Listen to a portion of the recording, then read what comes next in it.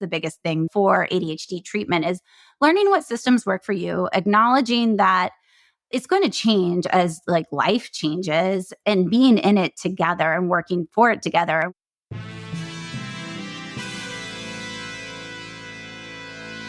Thomas Edison, Richard Branson, John F. Kennedy, Mozart, Michael Jordan, Will Smith. That sounds like a list of highly successful titans in a variety of vocations. Why is it that we rarely hear that they have or had ADHD? And you know what we hear even less about? Serena Williams, Emma Watson, Mel Robbins, Whoopi Goldberg, Agatha Christie, Erin Brockovich, Cher. Yeah, the successful women navigating ADHD. And that's exactly why I started this podcast, ADHD for Smartass Women. I'm your host, Tracy Otsuka. I'm a lawyer, not a doctor, a lifelong student, now a coach. I'm also the creator of Your ADHD Brain is A-OK, a system that helps people like you figure out what they should do with their life. And we're here today to talk ADHD.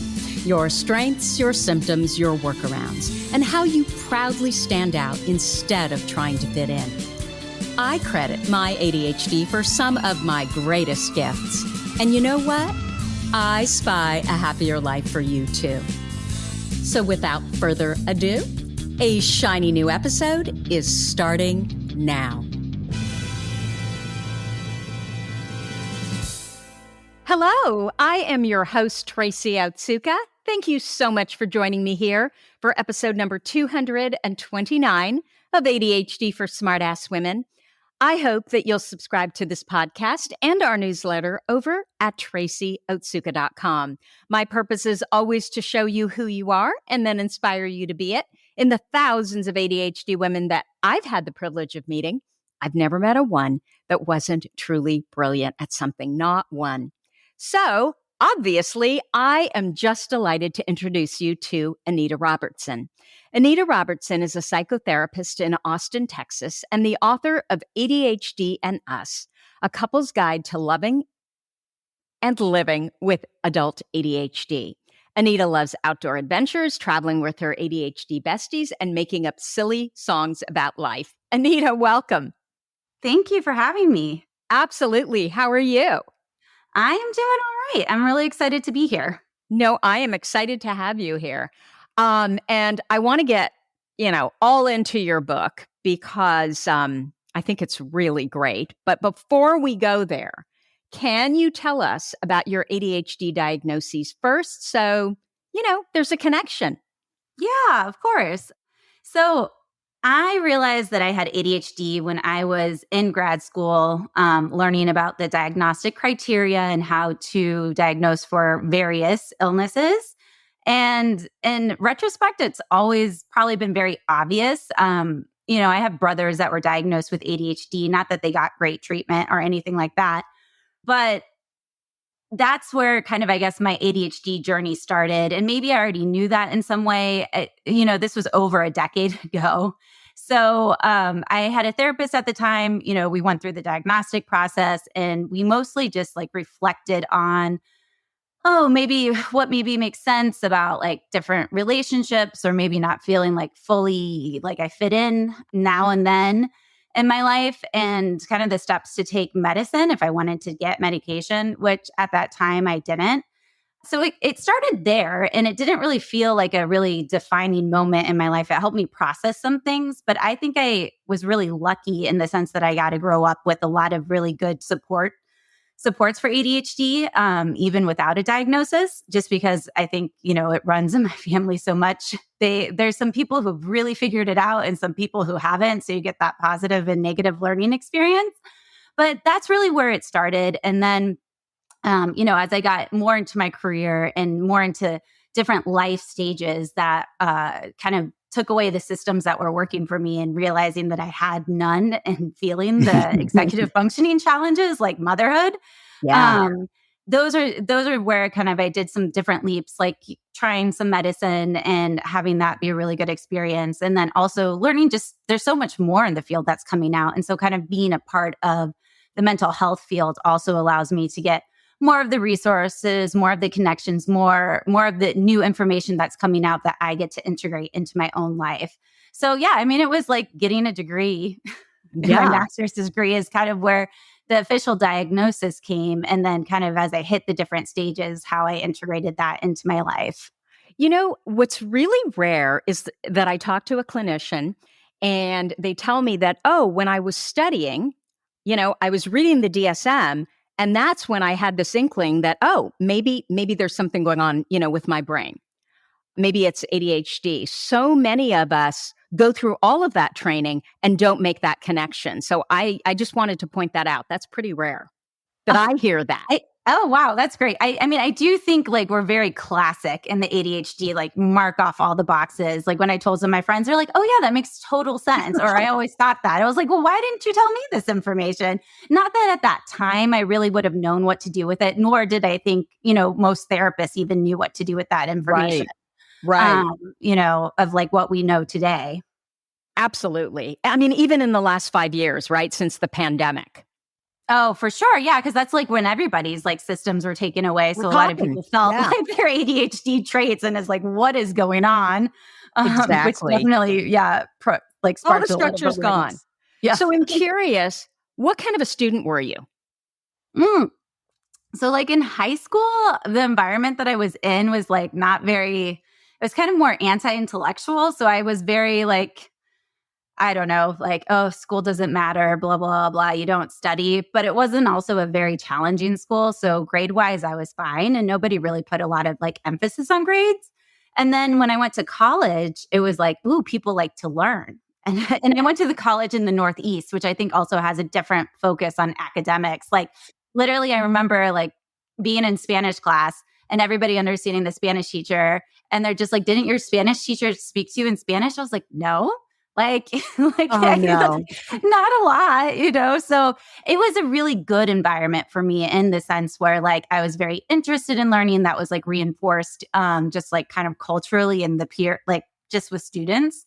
And I had like amazing professors. So I definitely had to learn some skills, but I wasn't really like struggling in the academic field just because, you must be really smart because we know that, what often happens to us with our ADHD brains, or those of us with our ADHD brains, is that first year of college when all the structure's kind of removed and we need to rebuild it, we struggle.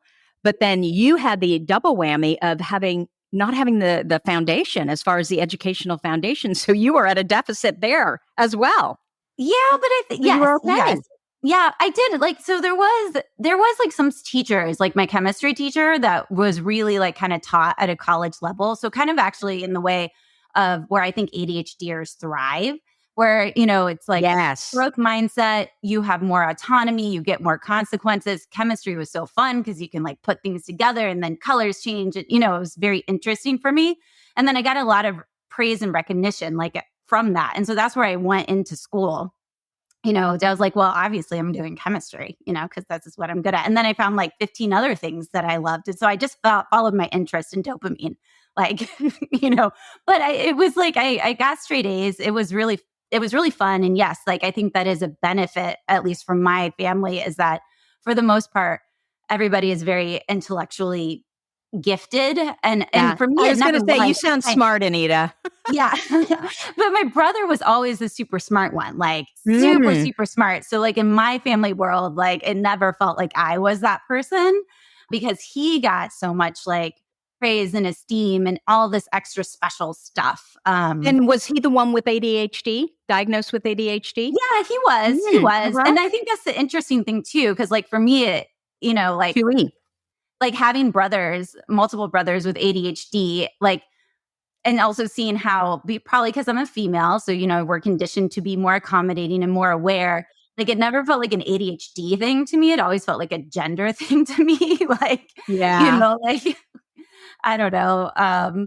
So of just kind of growing up in a different environment when we were in more of that neurotypical norms of what, like, what was like kind of maybe criticized a little bit more on my end versus like my brothers, who I was like, but look, why this is unfair, right? So in that way, like I think there was that benefit of one growing up in families where it's not like I felt different. I felt like the norm. Yeah. And two, because of that, like, I was in a lot of ADHD friendly environments, like growing up, whether it was like outdoor education or, I think my grandmother probably has ADHD and she's like one of the most fantastic people in the world and just has really figured out how to like use it as a superpower. So I had a lot of good examples growing up, but I think the little things that a lot of people have trauma responses to that didn't get to grow up with support or in supportive environments, I don't have as much. And if I do, I still go back to it being a gender issue because of the differences of like being the only female and I have 3 brothers.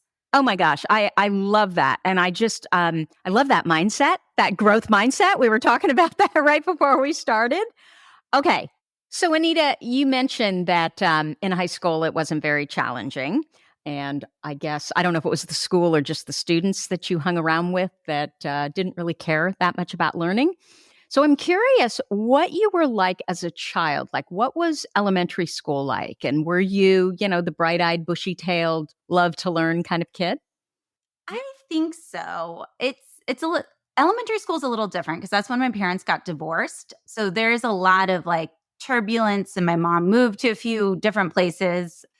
And we lived with my grandparents for a while, and I definitely loved that as a kid. That was really fun. And I know the elementary school, when we ended up in Indiana, the elementary school that I did go to, I think was like you had to test and have certain things, and it was a magnet school. And I really loved it there. I think there was it was a really good school. I think it maybe was like a gifted, talented track. I don't even know if they had that term all the way back when I was in elementary school. But same, like I have no clue about grades. Like I don't really know any of that. But I do remember liking my elementary school. I liked learning about there was like a different country every year that they focused on that we did a whole bunch of different things for.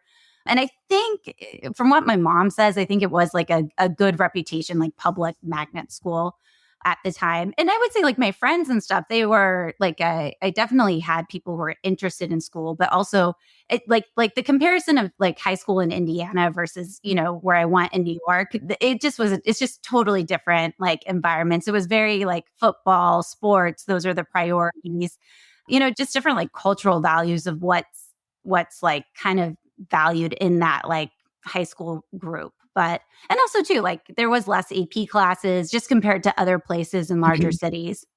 Of course. So on the social end, was that always easy for you? Is that where you are gifted, or did you struggle with that? I think like because I'm an extrovert and my brothers are introverts, like I think that's always come a little bit easier for me. But also like my grandma and I are the only 2 extroverts in a very introverted family. So it's a very interesting dynamic. And that's where I feel like more off in some ways with the family unit. Because I'm like, let's go do things and talk to people. And they're like, why would you do that? Like, I'm giving you the environment where we don't have to do that. And I'm just like, but why? And seeing my grandma in the pandemic, she was like, oh, there's a new person. Let me go talk to her. I'm like, Grandma, I haven't seen you. Like, and I was like, so I could relate to that.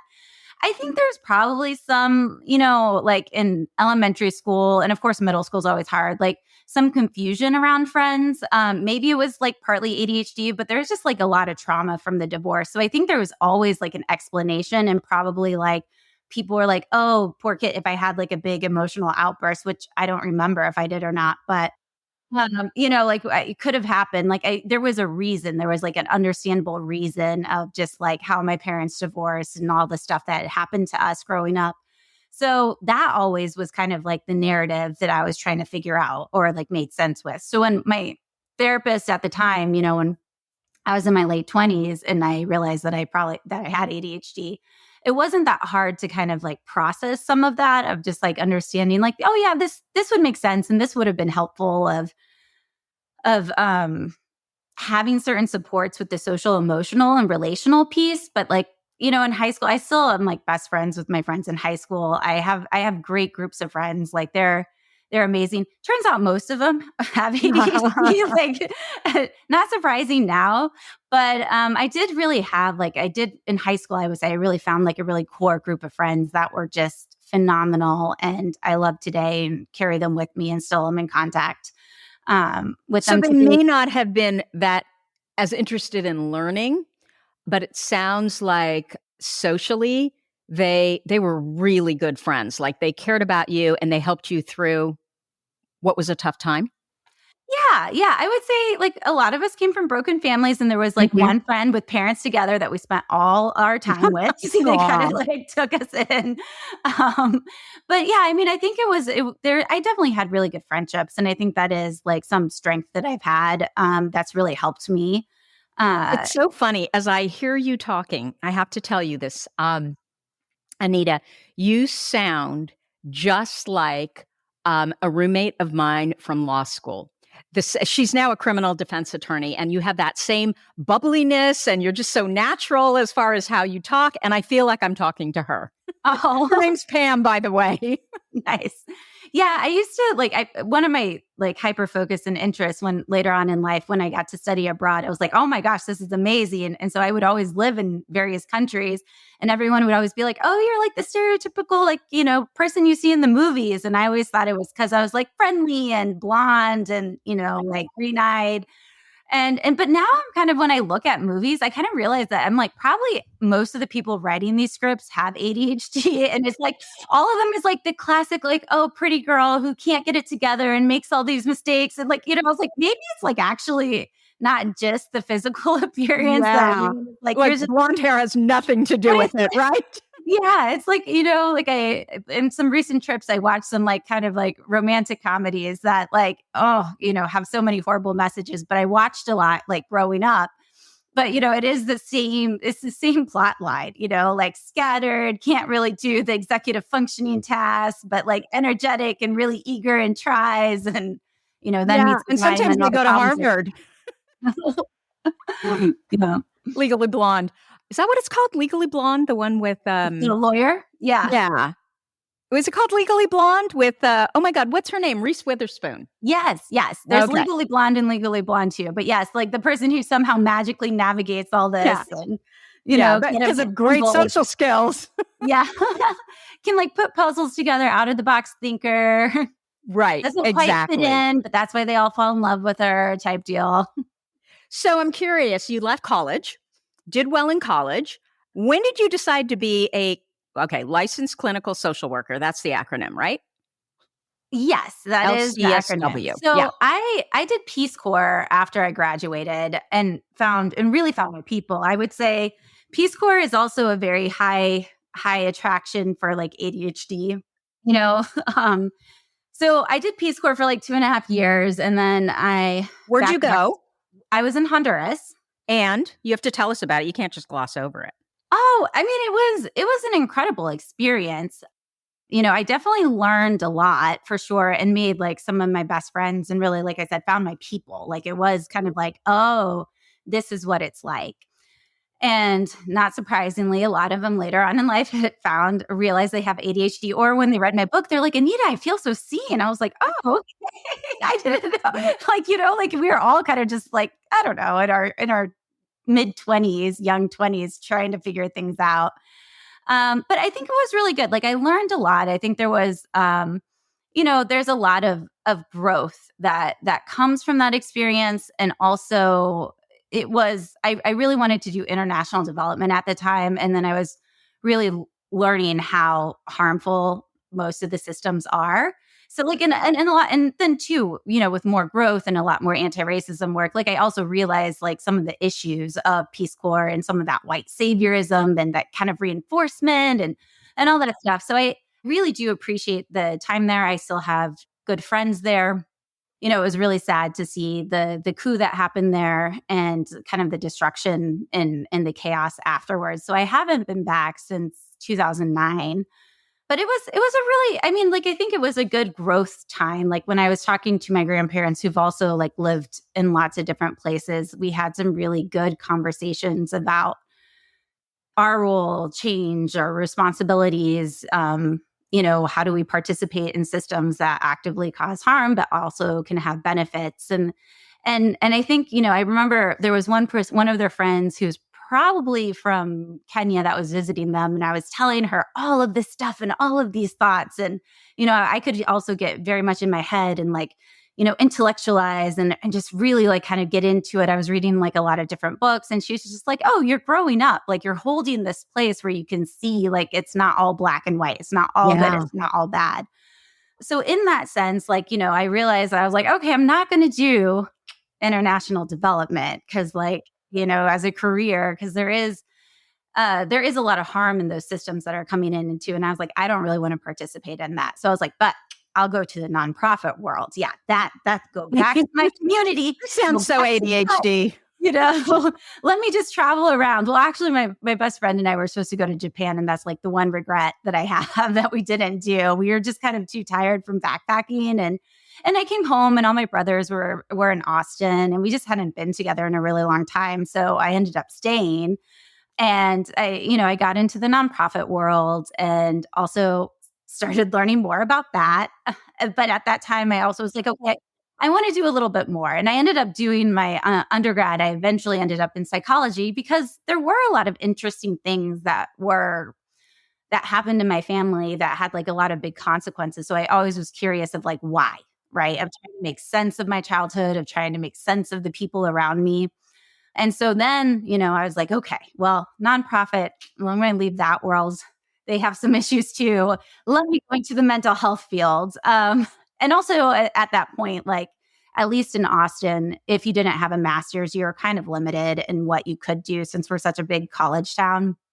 We have a lot of higher level of education. So that's where I went. And it ended up being a really good fit for me. It's definitely an ever evolving field and interest of mine. But yeah, that's how I ended up going to grad school. Was I talked to some friends who were social workers and all the different things that you could do with the license. Like, I mean, you can do pretty much anything with it. So it's like great for ADHD. If you get bored, you can just move on to something else. Yeah. And also to just the benefits of like private practice if you wanted to have a family, which that was something that we were considering, of just having a little bit more of that flexibility. So anyways, yeah, that's where I got my graduate degree. Then I did, my clinical hours and then got my clinical license. So it's ADHD, obviously now. You have the benefit of hindsight. What are some of the symptoms that you always wondered about, but now you recognize them as clearly ADHD, your symptoms? Well, so I talk a lot. No. Yeah, I love that it. was the one thing. But I think, I think that in and of itself, like the ADHD stuff that might have not always landed well, but now I know how to hold with better supports is the movement, which is, like I was known for just dancing everywhere, like everywhere inappropriate. But I also was like on the dance team, like I never got in trouble either in high school. Like it wasn't really fair. Like my other friend pointed it out. She's like, no one ever gets you in trouble because it was that like, high school, like football, cheerleader, that type of stuff. You didn't know wrong. So like I could just dance around all the time and talk. And I don't think I really got as much negative feedback around those traits. But, you would think like, I don't know, it's like if it's a boy and they can't stay in their seat, then they're like, oh, there's like, let me get you help. But with a girl, it's just like, I don't even know what people thought. I think I was really oblivious too. Well, I think they probably thought you were really charming. So they gave you a break, right? That's what my spouse said. He's just like, when he saw me, I was at a dance class and he's like, you were bouncing like when, everybody stands still and like during when they teach a new move and I'm like bouncing around and moving. And I mean, that's what he was drawn to. And then like, I look at my kid when he was like 2 in music class and like all the other kids are sitting there and they're just like following the teacher and playing their little musical instruments. And my kid's like rolling around and climbing up stuff. And I'm like, what? Like, like, how do other kids actually sit still? Like, I just don't understand. But I think I've always been in like very good, like outdoor environments, right? Which are really great for ADHD. So I think that was something that I got growing up was a very high active lifestyle. My grandparents would take us on trips. We went to like the Grand Canyon. We went to the Smoky Mountains. We did a whole bunch of like outdoor adventures. My uncle also worked at Outward Bound for 30 years. And so I got to go like free on Outward Bound stuff when I was younger. And like, that was like the best thing ever. So like in some ways, like my ADHD traits is the things that I love or what I think about. I'm like, well, that makes sense that I loved being outdoors and having high intense adventures and thought rock climbing and skiing were like the best things ever and always want to do activities and always am down to travel and hang out with friends. Like those are the things that I'm like, oh yeah, that is ADHD, but that is stuff that I love. And I love my other ADHD besties that like do those things with me and we just have so much fun together. So, I mean, I think that's, like it is. I wish I would have gotten some supports around it, but I think I did hear a lot of things. Like my uncle was very, very helpful of like holding that compassionate or the positive acceptance pillar that I talk about of just like, hey, it's like you like to talk a lot and that's great. And we like to listen and we want to make sure other people have a turn, which is such a wonder. I mean, like when I heard that as like a kid. And so like, what kid in the 80s and 90s heard that? Or like, my mom, because she was always into dance, which I now know is like one of the best things for sensory input. So I danced like pretty much all the way until I got pregnant and had a lot of postpartum issues that prevented me physically from doing that. So like I always got a lot of good, I think, like ADHD regulation from that movement. And she would say, well, if the teacher is critiquing you, it means that they see potential, right? So like there's little droplets, like I said, of like kind of like really what I would consider good ADHD advice today that nobody knew back then. I definitely heard some of those things that made it easier to like embrace a growth mindset, even though I didn't really embrace that till much later on in life because it was very fixed growing up. But I did get those little droplets that I think. So I think like my ADHD stuff that I really like about myself, if that makes sense. But I also will recognize that I have grown up in and I continue to find very like neurodivergent affirming spaces and tend to avoid non-ones because I'm like, well, this sucks. Why would I participate in this? And tend to leave those environments. Totally. So it sounds like, I mean, it wasn't like your childhood was without struggle, but somehow with this growth mindset that sounds like it was imprinted from your grandparents and then went down to your parents and your siblings, you were always able to kind of step back and say, okay, well, this happened, but this is the good thing that can come of it, right? Or at least develop an awareness around the fact that it's not you. There's not a problem with you. But sometimes we need to let other people talk. Right. But in a very kind way. Yeah.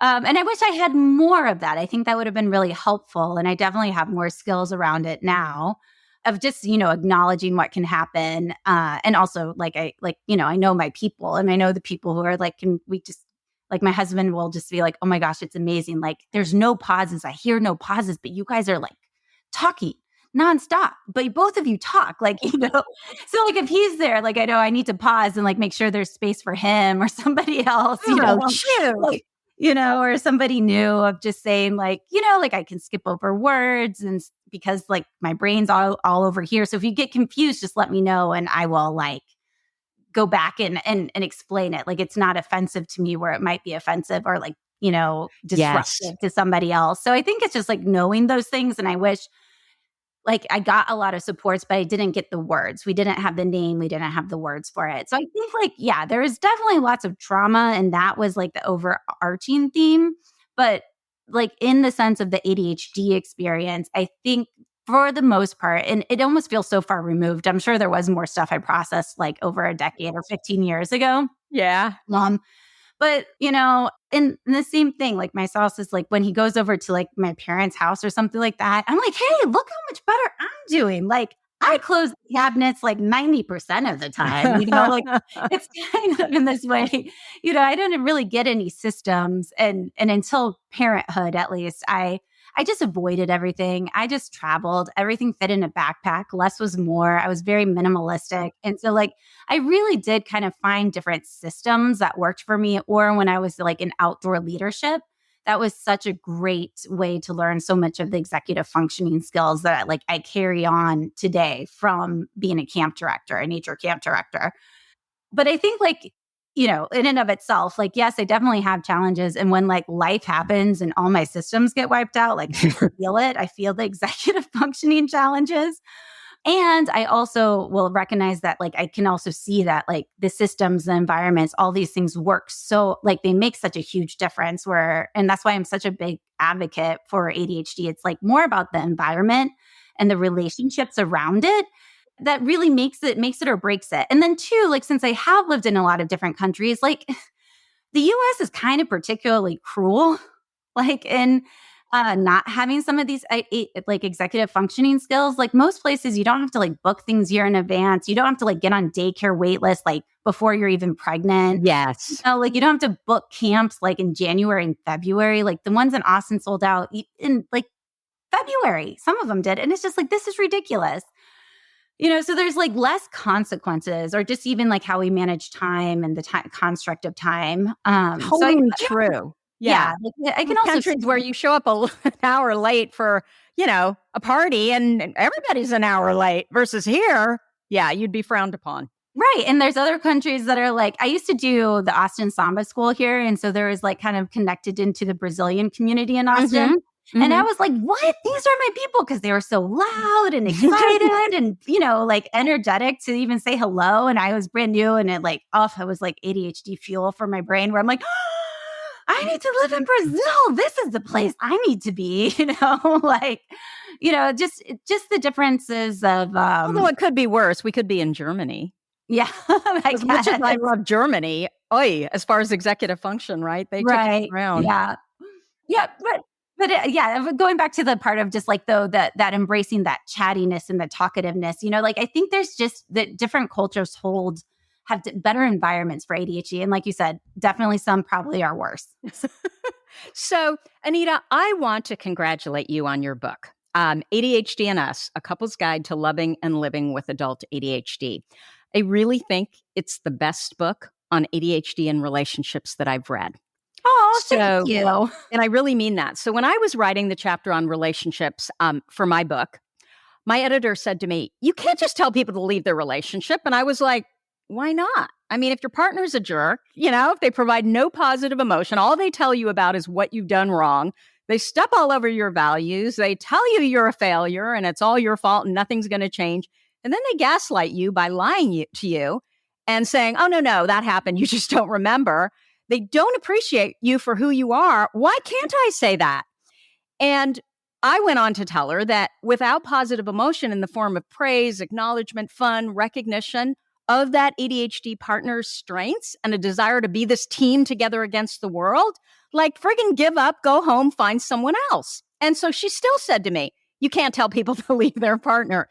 And I guess that's why I had an editor, right? She phrased it much more artfully than I ever would.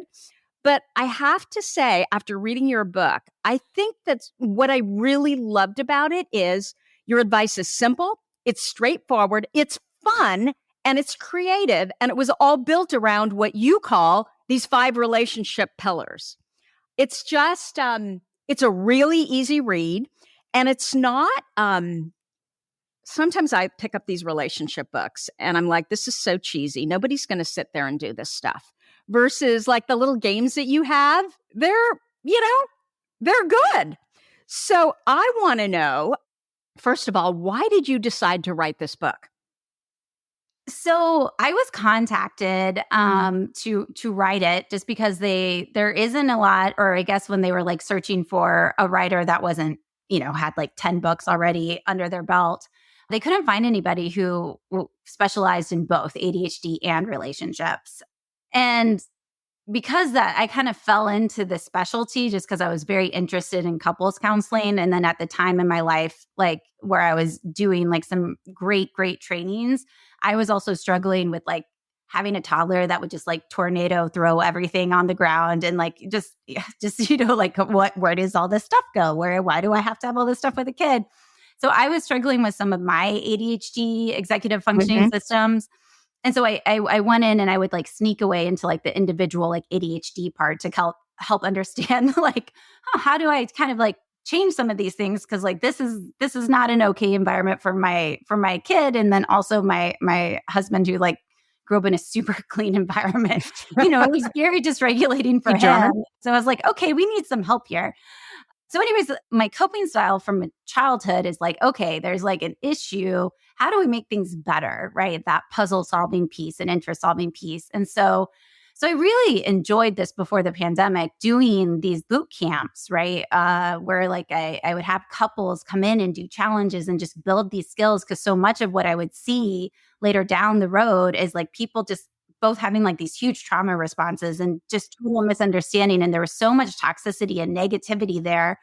But they could have even tried couples counseling, but they never got the right skills, right? You're using neurotypical skills. And I still hear this today in like relationship books and podcasts and stuff where I'm like, where one person has stated that they have ADHD. And I'm just like, oh, heart breaks. Like, don't know. Like, this is you saying that you have to sit still and listen without any, that's not how it works. That's not how you guys are working as a team. So anyways, I was contacted in the beginning of 2020. Wow. Ironically, to write this perfect book. timing. Sort of. No, not really. Well, how old was your child? Yeah, like I wouldn't say it's the best time to write a book, but of doing this, it was through a publishing company. I think you've had a couple other authors on your podcast that have also used them. So they kind of like give some type of layout and format. So it's pretty easy for the ADHD brain to like follow. And so I talked to my spouse about it. There is like hints of the pandemic coming up. So it was just like, well, I don't know. We talked about it and decided to go ahead and do it, even though like it would be a very intense experience. And I do like how it turned out. I do think like the editors in that process was really helpful. They were really focused on like executive dysfunction. And that was like that actually helped me with the 5 pillars. I was doing them already, but I was like, man, this is so depressing. Like, I don't like just focusing on the deficits. Like this isn't all. You And don't. they're like, oh, you can only do activities with pen and paper. And I'm like, well, this isn't ADHD friendly at all. Like I was like, huh. So anyways, like that was, I think, actually really helpful in like the organization and structure and made the stuff that I do even better. And then also do some deeper dives into research to back up the book where I'm like, hey, now I can say why this thing works, or now I can say why this intervention works, or why praise is so important, or the reward is so important. And since I've written the book, I've done a huge deep dive into occupational therapy and sensory needs and those types of things. And so I have a lot of extra reasons why a lot of the stuff that I do with couples that have a lot of sensory feedback tends to work. And so it's just been a really interesting journey writing the book. And part of it was the reason I did want to write it is because I just saw so many couples at that time, and this is before the pandemic, just struggling. And it just felt so unnecessary. Like it's just I saw 2 people who were trying so hard. Both were trying so hard time and time again. And there was just so much like trauma and pain and like just hurt and helplessness that would get them to this really negative spot. And I also do premarital counseling too. And so like, because prevention, I'm like, we can just stop all these things from happening if we just give people the tools, right? That's sort of my MO. And so when I had a younger couple and they were like, oh, one person has ADHD. And I was listening to them. I was like, we don't need to talk about any of this at all. We just need to get you some skills. And that's really when I started just building the skills and seeing how amazing it was for people who are coming in and like didn't have stigma around ADHD or mental illness. And they were willing to work and grow. But they had a lot of the fixed mindset and negativity and those things, but they could laugh at it because they weren't married. They were just in that stage where it's like, we're planning a wedding and like, you're not showing up, or why can't you do these things? And it was like the beginnings of those misunderstandings. And so that's sort of where the idea of the book came from too, of like, writing is definitely not my favorite thing. I think now I realize with my kid being in elementary school, like English is just hard to spell, right? And I would get negative feedback all the time and like corrected all the time. There's no positive feedback. My brother could always write really well, but so it's like, that was his thing. No, well, you did a great job. And I think you did such a good job for the ADHD reader, again, because it's concise, straightforward. you take a strength-focused viewpoint and you talk about the things that really make ADHD relationships special, but you also talk about the why behind common ADHD relationship problems. I don't know, forgetting things, we might struggle to start things we don't want to start, and then we struggle to finish them. But you give an example. You talk about how the ADHD brain works and how they likely feel in your example. And then you let the reader know how the non-ADHD partner likely feels in the same situation. And so it just creates empathy. Yeah. There's Yeah. that bridge. I hope so. And I think the people who have read my book before things got bad, the feedback I get that it's just been huge and life-changing in those ways. And I think that was the underlying motivation of just, my heart breaks for so many ADHDers who are also my favorite people, of just like the little traumas and just the unsupportive environments that they grew up in. And then it comes to a head, right? Generally like in mid-stage life. That's where I would normally find the couples. Like, they would have they found a really good job that was ADHD friendly. And so they were thriving in that. But with kids in those mid stages, like that's where the pain points really started. And I think it's also really helpful having like a non-ADHD partner who's like so clear and like is so good at like breaking things down and detail oriented to also help me understand like some of his experience, or like even systems that work really well for ADHD that help me understand and explain things to the non-ADHD partner. And one person from this presentation that I did a few months ago, they were saying, she's like, it blew me away when I was talking about what I do with a lot of relationships and couples work is, it's like holding the non-ADHD partner like accountable for like choosing their own comfort and recognizing that they got to grow up in a world that was designed for them and met their needs, over saying, wow, look how hard you like worked on this like table. Like this side of the table is clean, versus like, I can't believe you can't do this. I shouldn't have to say this, blah, blah, blah, blah. And so that I think was like one of those twists. And I do sometimes see that it can take some work, depending on the couple and how much exposure that they've had. I guess really, I think age wise, how much stigma they hold around mental health and illness and the ingrained fixed mindset. But I think that's like a really big thing. It's just, for the non-ADHD partner to also, one, have their experience validated, that it's really confusing when something sometimes just gets done and sometimes it doesn't, or that like they don't really understand what's going on. But also like to give them the actual tools to say, okay, well, this is how you actually work together. Right. And this is also a way, like when you're trying to say like, that sucks that, that my loved one had to go through all of this. Right. And of course I want to change it. But then you're like, but no, I don't want, this is how a house should run. Or like, the criticism and all the things that you're talking about of like, just leave that person, like start coming up. And also holding space that's also how most of us were raised. Like if we went to public school, if our parents, like, like we kind of got like that punishment and criticism when things didn't go wrong. So it's like also this other person is just doing what was done to them. And so I try to hold, like in the growth mindset course that I have online right now, I try to hold a lot of space and empathy of like, you guys are just doing what you were taught, but now you have the choice. You can act in a different way. And when couples actually start doing it, it's amazing. Because the non-ADHD partner like will tell me like, oh my gosh, if somebody did that to me, I would want to smack them in the face. Like if somebody like broke down the steps that I need and then was like, good job, I love you. Like I would feel like they're treating me like a child.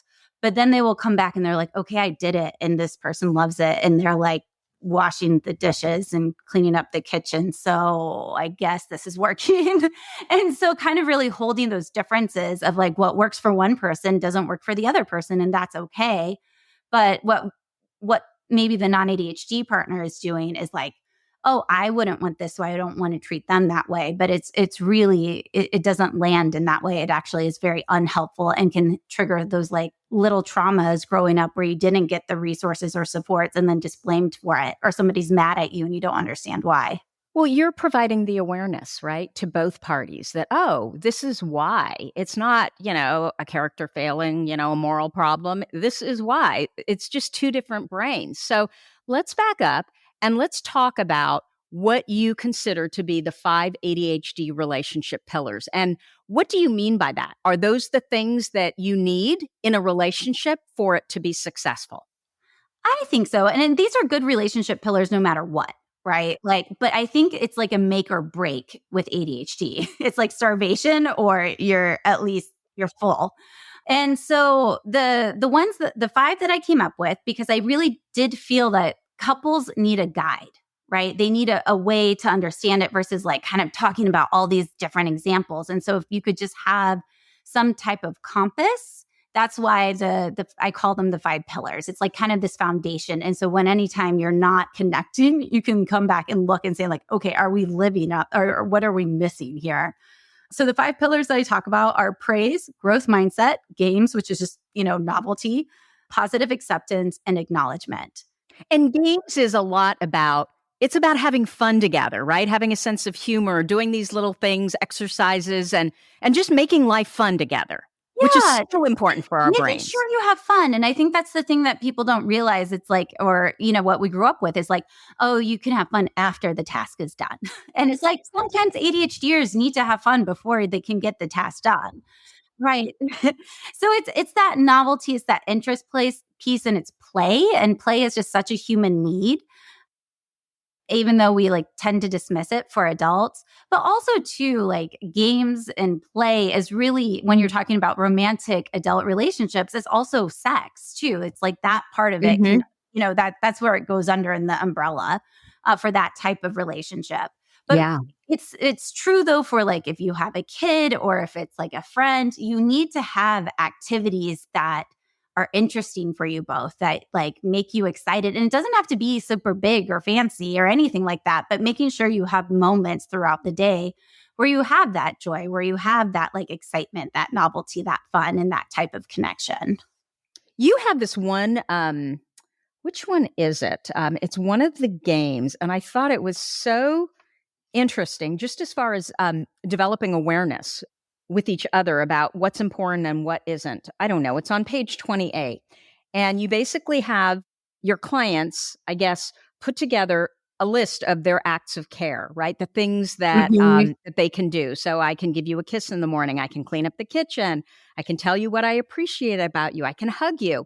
And then you list, the ADHD person lists how much energy is required from your brain to do it. And then your partner tells you how meaningful it is that you do that, specific act of care. And so, for example, a kiss in the morning for the ADHD brain, that person says, oh, that's like a 1 in terms of energy. But it's so meaningful to your partner because your partner would, not always, but this particular partner chose a 5. So those are Mhm. the things that are so easy to do versus some things that are really hard for you to do. And then your partner's like, well, I don't even really care about that. Exactly. Yeah. And I think I see that a lot with couples who haven't gotten the supports and the knowledge that they need is that the ADHD partner will be hearing something and thinking like they need to make it into this huge complicated thing or what their partner's wanting. And it takes so much for them and it isn't actually landing on their part for their significant other and vice versa. And so I think this clarity, and I will have like couples use it as a whiteboard and check-ins, like it actually brings a lot of awareness. And it's like it can take months of doing this for the other person to really believe that this has an impact on the other because it's just so not in their sphere.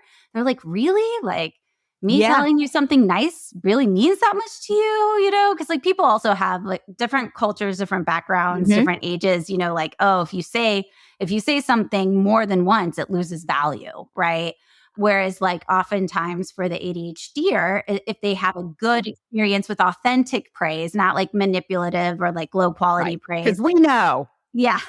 Yeah, well, because everybody has a different like story and background with it. It's like kind of one of the tricky pillars because people have opinions on it. So now like I'm like, okay, let me like, all right, we got to define high quality, low quality, like all of this stuff, all the traumas that can come from praise as well. Yeah. But I think it's that repetitive time to before they can actually believe it and see it that like how do you invest in your relationship in a way that is really efficient and like is getting what you want?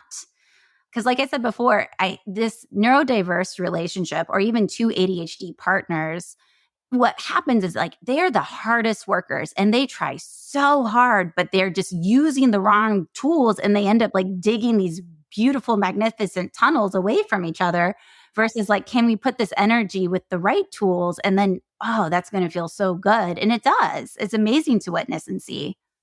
Well, for example, in that chart that you have, or that exercise or game, you call it a game, the game that you've created, and this example, a kiss in the morning, the amount of energy is a 1, yet it's a 5 to your partner. And a hug is the same thing. But then when you look down the list, cleaning up the kitchen, doing the dishes, paying the electrical bills, planning the date night, all of that basically leads to the same thing, right? Wanting to feel like like you appreciate each other. Mm-hmm. So it makes total sense. But I think we lose sight of why is someone getting so upset about the fact that you're not doing certain things? Because they feel like they're not valued, right? And it also brings clarity too of how much the cost is. Because most of the time it's very different, which is why it's such a superstar relationship, combo, I think, because they have such different strengths. But like a lot of times you're just like, well, wait, why can't you just make the doctor's appointment? But that could be like a 10 out of 10 for somebody. Yeah. And even like what I was telling you earlier of like, my spouse isn't here to like help me with the tech stuff. Like him just being here and doing those things for me is like, 100 out of 10. It's just like, that little thing that wouldn't really probably even register. It's because I just, had bad experiences with it. And therefore, like I have big reactions when things don't go well. Like even him just being there, he'll be like, I didn't do anything. I was like, yes, but you were there in case something happened. Yes. Like, like those are the things that like he would never realize unless I told him that, and vice versa. And so I think, like it's just the awareness, right? And I think it's such a game changer because it really brings that sense of closeness and intimacy and just so much reward because like you're feeling good. Well, and what I've always said, so when I got married, within a year of getting married, I remember I read this book called The Good Marriage. And I don't even know why I read it because, I hate to admit this, but my relationship has been the easiest thing probably out of my whole ADHD list. But it's because of what they said, that if you can be a team together against the world, then, everything is surmountable. But when you don't have the awareness of what's important to your spouse or your partner, and they don't have the awareness of what's important to you, and then, as you said, you bring all your traumas into the relationship, it's really hard to be that team together against the world. Yeah, exactly. Or when you're trying to be on the same team, but you have different rules. And so you're because like, you don't even understand, you don't right? realize it. Yeah. You're both trying to be on the same team. It's just that it's that lack of awareness. And I totally agree. Like my relationship has always been amazing, and super supportive. And I'm so proud of how we've grown together. Okay. So I want to talk about that because I always feel guilty when I make that comment, but it was easy from the beginning, right, Anita? I would say so. And why? Tell me why. Why was it easy from the beginning? Because I'm thinking of younger women, and like I tell my daughter all the time, look, if he doesn't think you walk on water now, he's not going to think it 10 years from now. You know what I mean? The chances are he's not going to. I honestly, so I will give so much credit to my grandparents. Like, I think my grandparents are really, to me, the healthy relationship that I saw growing up. I learned like what not to do. So I never was super invested in even being in a relationship because of how much trickled harm from the divorce happened. So I was like, I wouldn't want that. So, are you saying you had this example of a relationship that didn't work and you could kind of figure out why, but then you had your grandparents and that my grandparents, work? yeah. And my grandfather died like maybe 8 months ago. And so for his funeral, I got him for almost 41 years. And Lucky you. and just such an amazing person. But I learned a lot, right, of kind of connecting to his side of the family. So my thought really with these relationships that really fit and flow like naturally And this is, I have not researched this at all. This is a story I tell myself as I go through different stages of life and try to figure it all out, is that there is actually a lot of ADHD that runs on my grandpa's side of the family, but he definitely didn't have it. And so, but some of my cousins, got had diagnoses. And so we were talking and we hadn't seen each other since we were teenagers, since our last family reunion. So I realized, I was like, okay, my grandfather probably grew up with ADHDers that he loved in his life, right? And my grandmother, especially, she's 96, almost 97. And, she does not care about social norms and all the other things. She just, she loves herself, right? When my brother went to King's College, Cambridge. And so when she was visiting them, she climbed a tree, and she was probably in her 80s, 70s, 80s. Oh, I love her. She fell into the water and just was laughing and laughing. And I was living at Spain at the time. So she came to visit me and she was just like, how many 80-some-year-olds can fall into the river? So in the sense of this, and the way that my grandfather adored that part of her and the balance that they had, even though it wasn't conventional, right? Because she was not the stereotypical female at all, her generation, but they had adventures together. They traveled, they visited me in every single country I lived in. They lived all over the world. They just loved people. People were just attracted to them. And my grandfather was this very cool, calm, patient, amazing listener, just this amazing person. And so when I look at my spouse, I'm like, wow, I actually found my grandpa. And I think knowing my in-laws and his family too, I think there's a lot of ADHD in his family. And I think that's why he knows how to help clarify. In his brain, he's like, oh, you guys don't know how to clarify things. So let me get this to be very clear and blah, blah, blah, blah. And I'm like, oh my gosh, your brain's amazing. And like I said before, he saw me prancing around, and he liked the ADHD parts of me, right? And so I think there's these environments that people do grow up in where they love somebody and they see them struggle. And so my non-ADHD friends, we have also kind of talked about this too, that they tend to either have a parent or somebody else in their life that probably had ADHD. And they're my bet, they would help me move. They would help me stay focused in one room.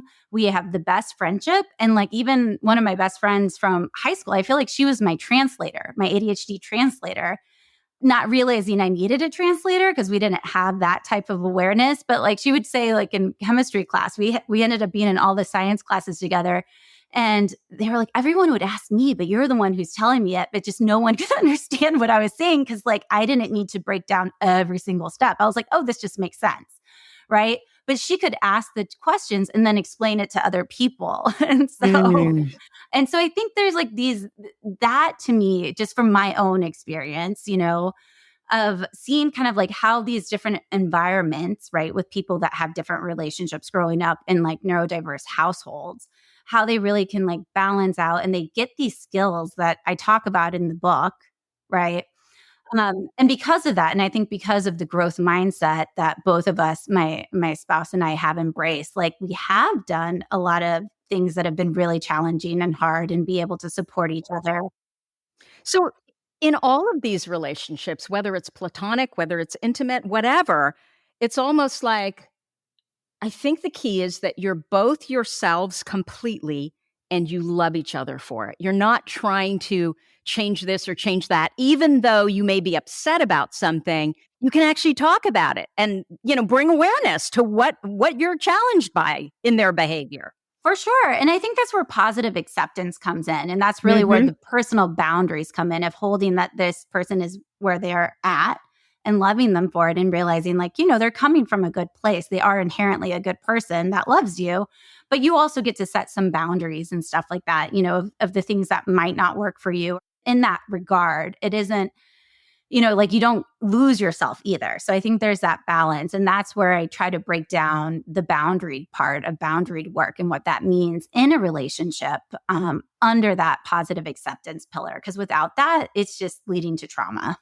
Yeah. Oh, gosh, that's interesting. Okay. So there's a couple things that you've said throughout the book, and I just want to highlight them. And if you could just say a couple words about them. So I hear a lot, in a lot of relationship books, that you're supposed to use I statements instead of you statements. But you added to that and you said, the story I am telling myself is. Why is that so helpful? Can you talk a little bit about that when you are like struggling with your partner? Yeah, I think that is the empathy part, right? Of the connecting piece that isn't divisive. Because a lot of times our traumas and our the way our brains process information really create these two different realities for two different people. And when you're using the story I'm telling myself, it one prevents the you statements of like, you don't care. You obviously are prioritizing this instead of me, blah, blah, blah. So it helps not use the you statement, which is where people go. But it also gives us insight into the story and why. And I think that is a connecting piece, right? And it keeps you on the same team because ultimately, like, I don't see whether it's friendships, family, or just people in general, they don't really want to hurt each other. Like they might in a moment when they feel hurt and misunderstood, but when you have like that story and it's easier to engage in a story, it's easier to hear somebody say like, well, this really reminded me of the time in my childhood. Like here, let me use an example, a personal example. So like, I think, my husband's really good at responding to crises because probably there was like a lot growing up with ADHD and his family, and like same for mine. So like both of us are very like kind of over functioners in our family dynamics. But one of the things that's so important to me is like honest communication, and that I don't want to have to be in a crisis before I need help. And so, when I tell him like, well, the story I tell myself or what it brings up for me is like, when I tell you this and I tell you how it's important to me, but then somebody in your family has this happen, I feel like the kid that got abandoned again. I feel like it's all about my parents and their divorce and all these things. And it was supposedly about us, but we were really like kind of, like everybody was like a mess, right? But like it brings that stuff up. And so hearing that takes him out and connects him back to me and like the stuff that's coming up for me and why it's so important. And we continue to work on this because this is like we're trained in different ways and how we respond. And like it's a healing thing for me to be able to have him hold like an ask without it having to be like this urgent crisis thing. And I think that's like an example of that like really kind of will take us away. Because if not, then it's like, okay, because we've done it the other way too. And like, but it's like, but this and this and this and blah, blah, blah, blah, blah. And like, you go into your own defensiveness and we'll eventually come around and realize like, oh, wow, like, sometimes we are just really conditioned. Like when somebody in your family says jump, you just jump, right? Like, we grew up with them. Our nervous system, our brains are just wired to be in those dynamics. And that is totally fine. But that's also where you can also see some of the times where you're working as a team and then it kind of feels like you're not. So I think that's an example of like when I share it as like the story I tell myself or what comes up for me, what it reminds me of. And of course, he knows my history and he knows my family really well. So like he all of a sudden is then 100% with me versus like protecting his family or protecting this or like, Well, he understands now, right? Yeah. And so I think it's a very connecting language. And I love that. And I think you talk about this in your book too, that I'm sure you don't say it in this way because I'll stumble all over it, but you talk about how, having arguments, fighting is not a bad thing. But fighting and just leaving and then not resolving it, it's not bad to fight, but it can't be the same fight over and over and you never resolve it. Right. Yeah. Because that just kind of like, pain over time. Yeah. But I think the thing is like being in relationships, no matter what kind of relationship you will have a conflict of needs, a valid conflict of needs. Right. I love how you phrase it that way, not fighting, but a conflict of needs. That's great. Because that's really where it's coming from, right? Yeah. And so how do you learn how to tolerate and navigate that as a couple, as a family? And, it's like stuff that I really work on, like giving my son like this kind of environment and foundation for him to be like, we talk about it all the time, right? Like his need is in conflict with my need. And then how do we deal with it? And not being so scared of conflict, right? And just knowing how to hold each other and their experiences. And that's positive acceptance, acknowledgement, right? That goes such a huge way because like, it's okay. It's a good thing. It's a good thing that I am disappointed if my spouse goes out and does something that's really fun and I don't get to go. Like I miss him. It's not always necessarily a negative thing, but most of us grew up who are at least my age, grew up where you didn't get to have an emotional experience. And I can see it as a parent. I'm like, oh gosh, sometimes our feelings do like feel very inconvenient to whatever task is at hand, but I noticed like that, like wanting to shut my kids' experience down versus joining and being able to tolerate that. Like, hey, if we didn't get ice cream and he thought we were going to get ice cream, that is the biggest thing that's going on in his world. And I'm Yes. holding everything else, right?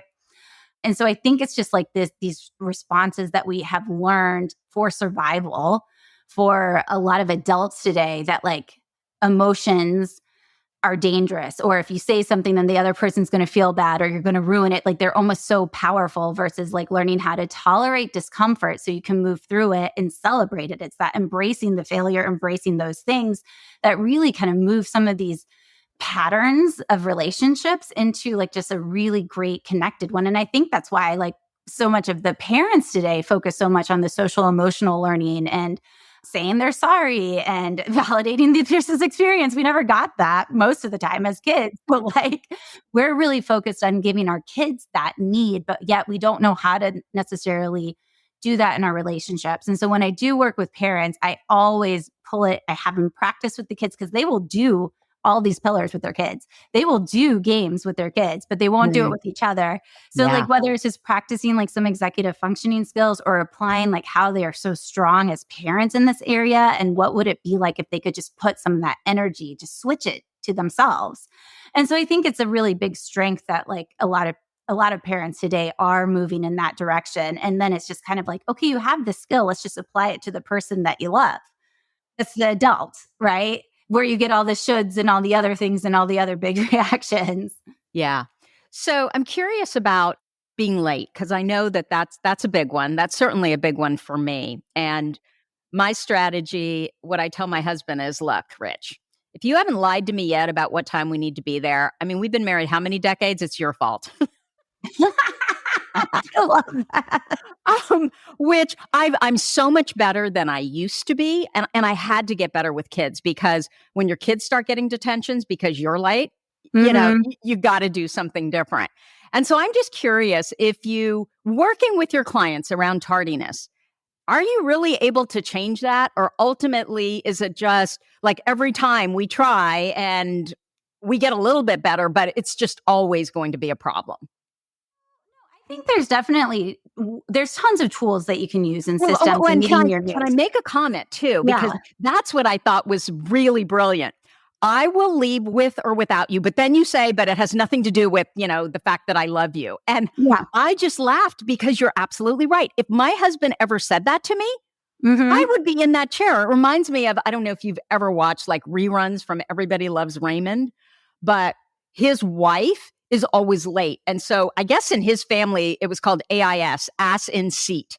And so he's so upset because she's always late, and he's got this big award thing, and he's getting an award and he wants to be there. And she's like, I'm going to be there. It just reminded me of me. I'm going to be there. I'm going to be there. I'm going to be on time. She is ready to go. She's got her makeup all done. She looks in the mirror and she takes a curling iron and she's like, oh, there's one thing. And she puts the curling iron in her hair and it gets stuck. He literally leaves without her. And he's never done that before. And I'm thinking, if my husband did that one time, I don't think I'd ever be late again. Exactly. The natural consequences. ADHDers do really well with like consequences, like a lot of positive, but also a lot of natural ones, which is why I love the outdoor learning environment, because there's constant feedback, right?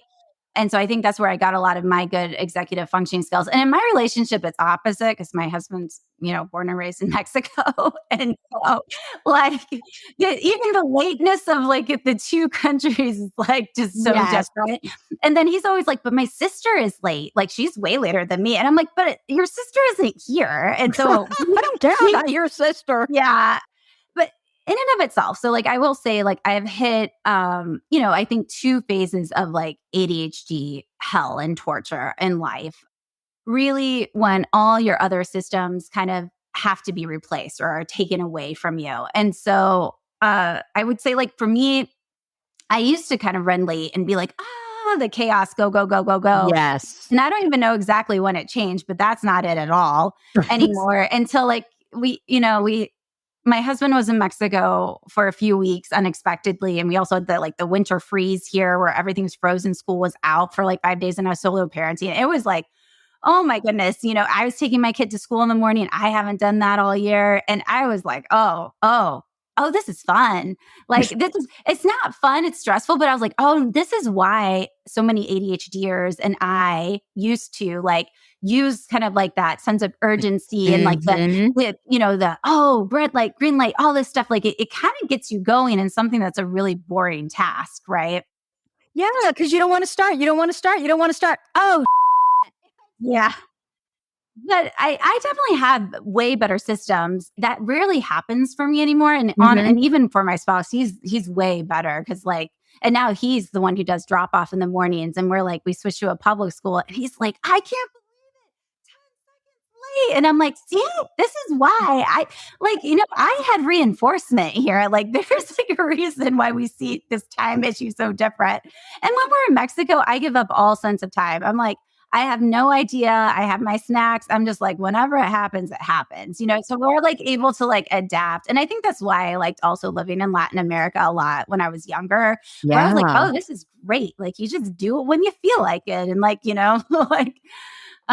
there was just less consequences, I guess. But I do think if it's important to you, you have those conversations and you have those supports. And there are certain things that I know that are important to my spouse that I will do, or I'll get extra supports in so that way I can show up in that way. And of course they go away when something pretty intense happens or it freezes over in Texas and school shuts down and nobody has electricity, when these big events happen, you have to know how to reset. And I think that's the biggest thing that for ADHD treatment is learning what systems work for you, acknowledging that it's going to change as life changes and being in it together and working for it together. And there's certain things for him being on time, I don't really care. I'll tell him if it's really important or not. And we have kind of the way that we work it, but it's how much does it cost him versus how much does it cost me? And being able to hold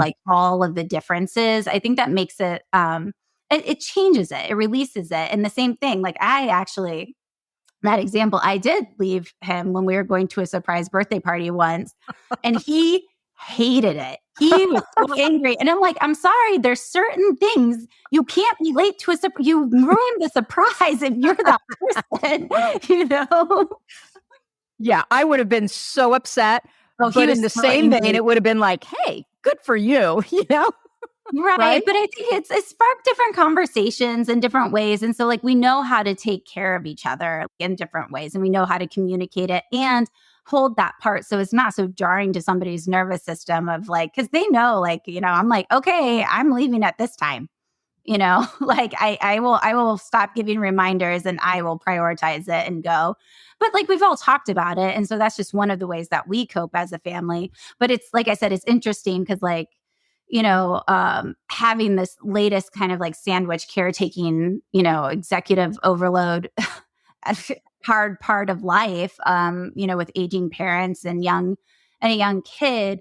I do see when I'm off, these things were really hard for me, or these systems are actually really helping me. And so it's kind of in some ways a nice reminder to and also that growth mindset. I'm okay, where's the ADHDer who figured this stage of life out? I put out calls to all the ADHD experts and groups and I'm hold on, or I look at something, that's I'm somebody who is struggling with ADHD totally created this awesome website or awesome app or awesome, the list of things that are really helpful. Cause I think that is a way that ADHDers tend to cope by that puzzle solving piece and trying to process it all and wanting to create systems. I think we're really good at creating systems. Sometimes we're a little too creative, but when you get the right treatment, which is what I'm really advocating for and with adults, right? Of knowing your sensory needs, working through the trauma that you probably have,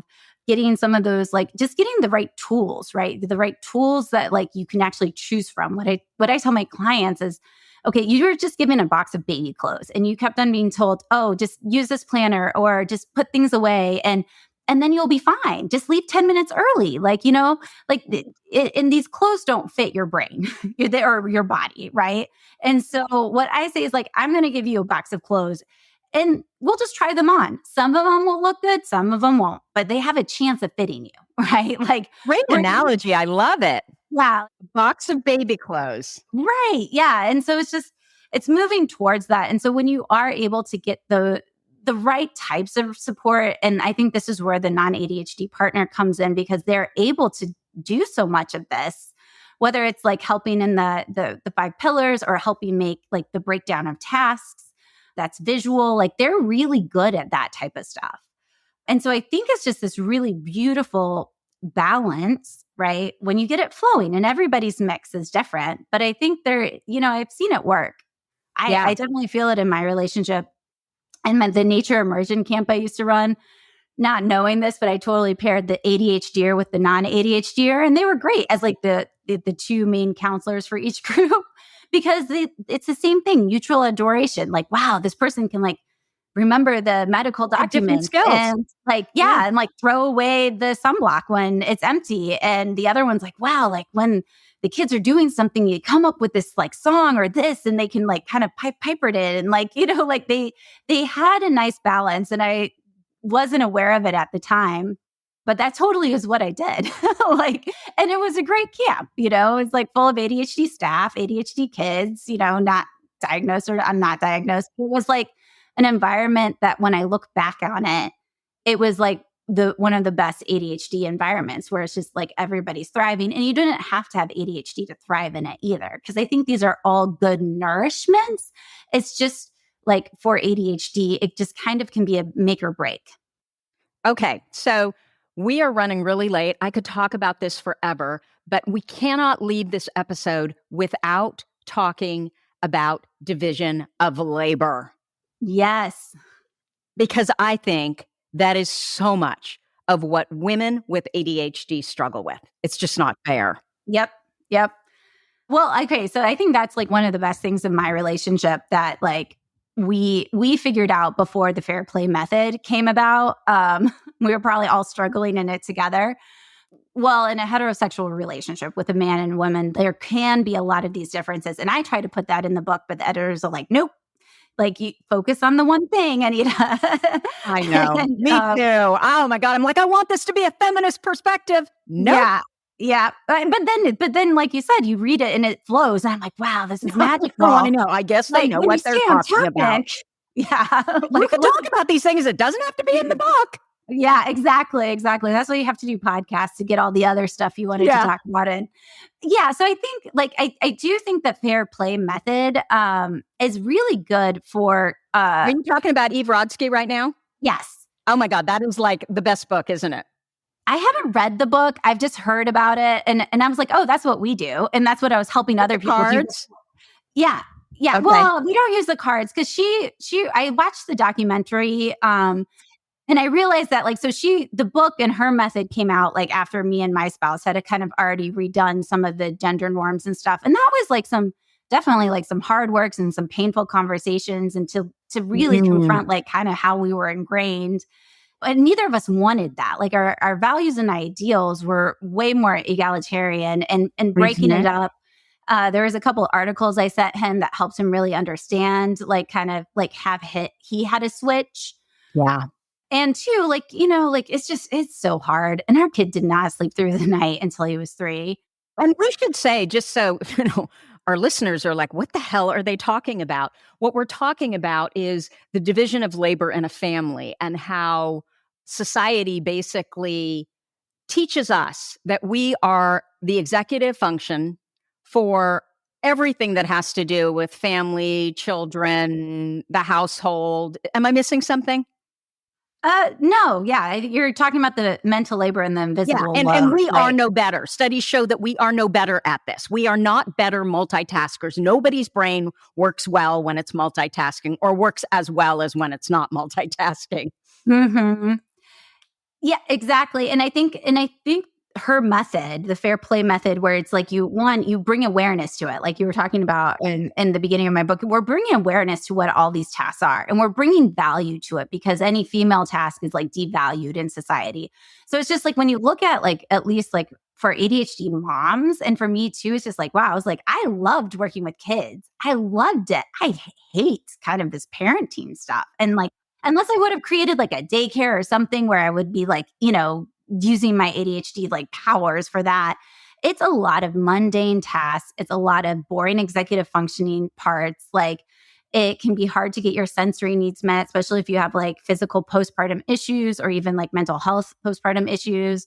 And it's just so much stuff and so many things to manage in this country in particular. And we're so isolated, and we just don't have a lot of social supports, like including like there's no paid parental leave that's guaranteed.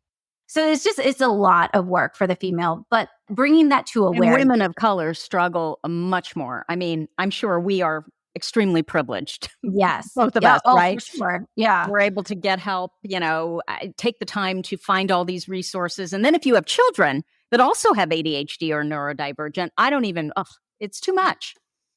Women who have ADHD and are parents definitely have a harder time because of the societal norms and these like internal messages of this being what you're worth. And it can bring up a lot of stuff where if you did grow up in a lot of neurotypical environments, that like something's wrong with you.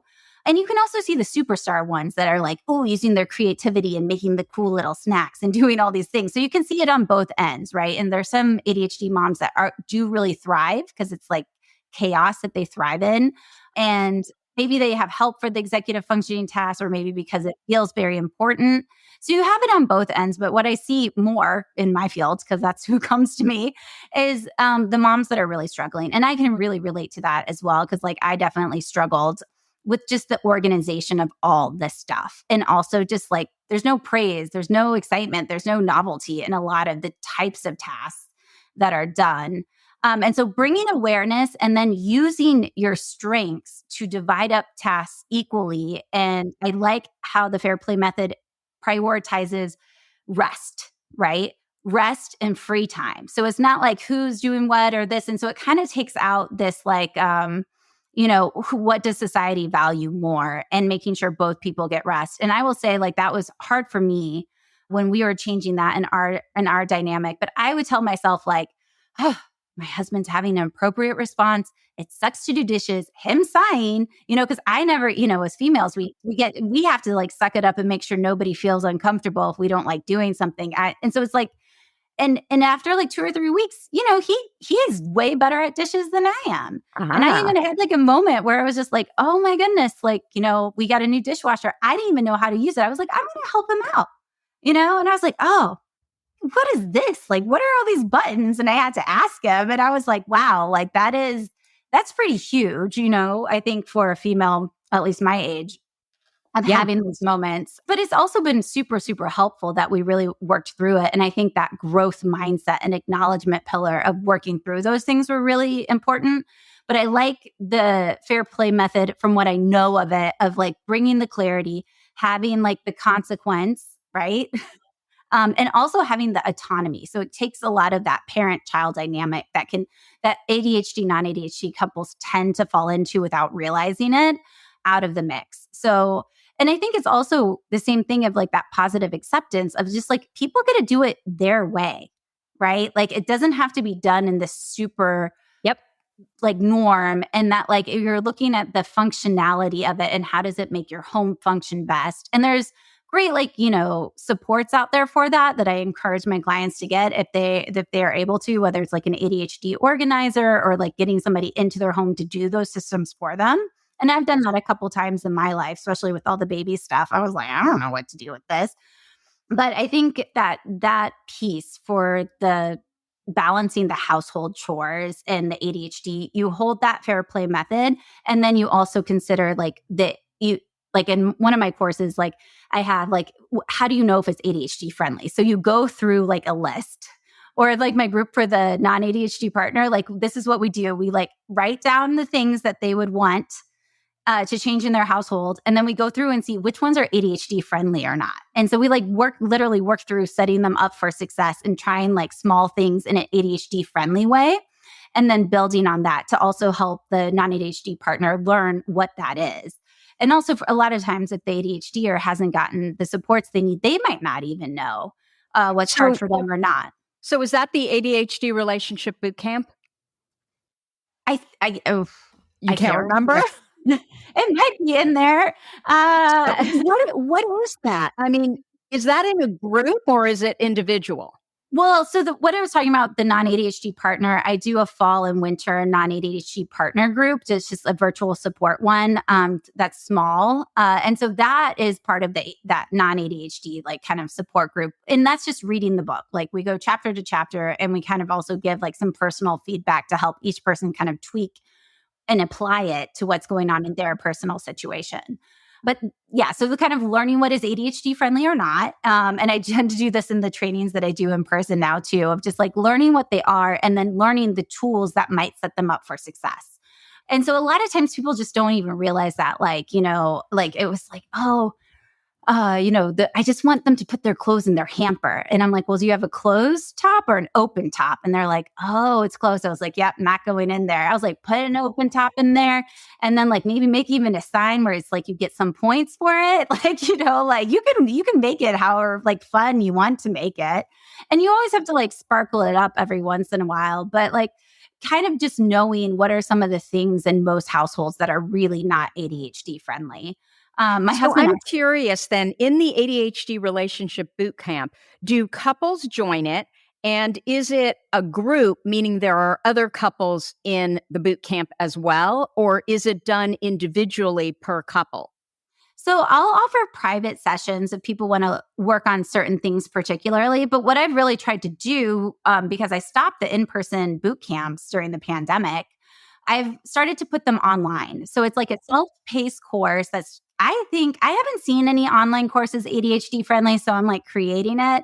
But, you know, some of my best friends who do have ADHD were like, oh my goodness, I don't want to stop. I have to go like write my lecture for this. But like, it was fun. So I was like, okay, that's what I'm going for, you know, with lots of breaks and a lot of sensory information. So basically it's like kind of based on the book. So it's like the growth mindset that's up right now is like really giving you and walking through the activities. Because some of the couples do struggle to do the activities in the book. They need a little bit more guidance.